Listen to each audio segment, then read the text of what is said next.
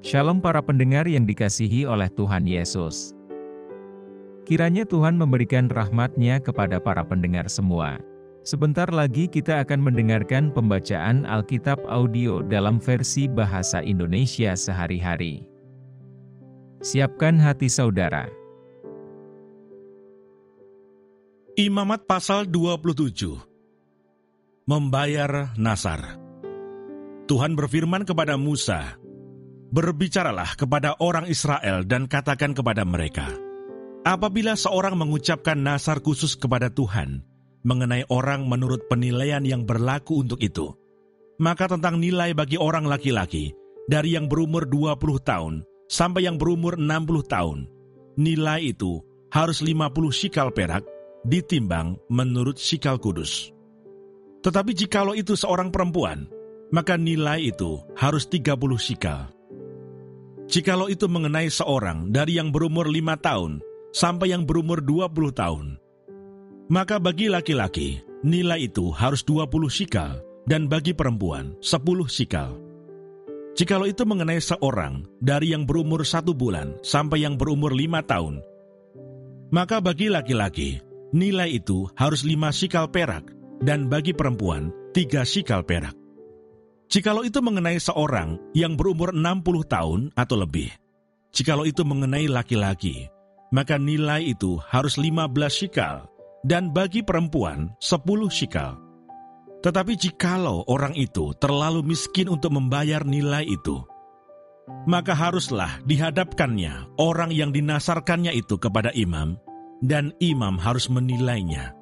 Sesuai dengan kemampuan orang yang bernasar itu, imam harus menentukan nilainya. Jikalau itu termasuk hewan yang boleh dipersembahkan sebagai persembahan kepada Tuhan, maka apapun daripada hewan itu yang dipersembahkan orang itu kepada Tuhan, haruslah kudus. Janganlah ia menggantinya, dan janganlah ia menukarnya, yang baik dengan yang buruk, atau yang buruk dengan yang baik. Tetapi jikalau ia menukar juga seekor hewan dengan seekor hewan lain, maka baik hewan itu maupun tukarnya haruslah kudus. Jikalau itu barang seekor dari antara hewan haram yang tidak boleh dipersembahkan sebagai persembahan kepada Tuhan, maka hewan itu harus dihadapkannya kepada imam, dan imam harus menetapkan nilainya menurut baik atau buruknya, dan seperti penilaian imam, demikianlah jadinya. Dan jikalau orang itu mau menebusnya juga, ia harus menambahkan 1/5 kepada nilai itu. Apabila seorang menguduskan rumahnya sebagai persembahan kudus bagi Tuhan, maka imam harus menetapkan nilainya menurut baik atau buruknya. Dan seperti nilai yang ditetapkan imam, demikianlah harus dipegang teguh.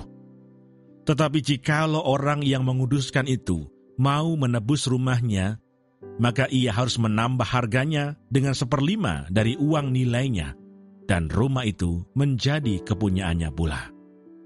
Jikalau seseorang menguduskan sebagian dari ladang miliknya bagi Tuhan, maka nilainya haruslah sesuai dengan taburannya, yakni sehomer taburan benih jelai berharga 50 shikal perak.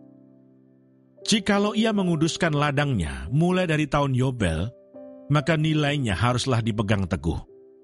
Tetapi jikalau ia menguduskan ladangnya sesudah tahun Yobel, maka imam harus menghitung harganya bagi orang itu sesuai dengan tahun-tahun yang masih tinggal sampai kepada tahun Yobel, dan harga itu harus dikurangkan dari nilainya. Dan jikalau orang yang menguduskannya benar-benar mau menebus ladang itu, maka ia harus menambah harganya dengan 1/5 dari uang nilainya, dan ladang itu tetap dimilikinya. Tetapi jikalau ia tidak menebus ladang itu, malahan ladang itu telah dijualnya kepada orang lain, maka tidak dapat ditebus lagi. Tetapi pada waktu bebas dalam tahun Yobel, ladang itu haruslah kudus bagi Tuhan, sama seperti ladang yang dikhususkan bagi Tuhan. Imamlah yang harus memilikinya. Dan jikalau ia menguduskan bagi Tuhan ladang yang telah dibelinya dan yang tidak termasuk ladang miliknya dahulu, maka imam harus menghitung baginya harga nilainya sampai kepada tahun Yobel. Dan orang itu haruslah mempersembahkan nilai itu pada hari itu juga. sebagai persembahan kudus bagi Tuhan. Dalam tahun Yobel, ladang itu harus dipulangkan kepada orang yang menjualnya kepadanya, yakni kepada orang yang mula-mula memiliki tanah itu. Dan segala nilai harus menurut shikal kudus. Shikal itu harus 20 gera beratnya. Akan tetapi anak sulung, yang sebagai anak sulung menjadi hak Tuhan dari antara hewan, tidak boleh dikuduskan oleh siapapun, baik seekor lembu maupun seekor kambing atau domba. Itu milik Tuhan. Tetapi jikalau itu dari antara hewan yang haram, maka haruslah orang menebusnya menurut nilainya dengan menambah 1/5, dan jikalau tidak ditebus, haruslah dijual menurut nilainya. Akan tetapi segala yang sudah dikhususkan oleh seseorang bagi Tuhan dari segala miliknya, baik manusia atau hewan, maupun ladang miliknya, tidak boleh dijual dan tidak boleh ditebus, karena segala yang dikhususkan adalah maha kudus bagi Tuhan. Setiap orang yang dikhususkan, yang harus ditumpas di antara manusia, tidak boleh ditebus, pastilah ia dihukum mati. Demikian juga segala persembahan, persepuluhan dari tanah, baik dari hasil benih di tanah, maupun dari buah pohon-pohonan adalah milik Tuhan. Itulah persembahan kudus bagi Tuhan. Tetapi jikalau seseorang mau menebus juga sebagian dari persembahan persepuluhannya itu, maka ia harus menambah 1/5.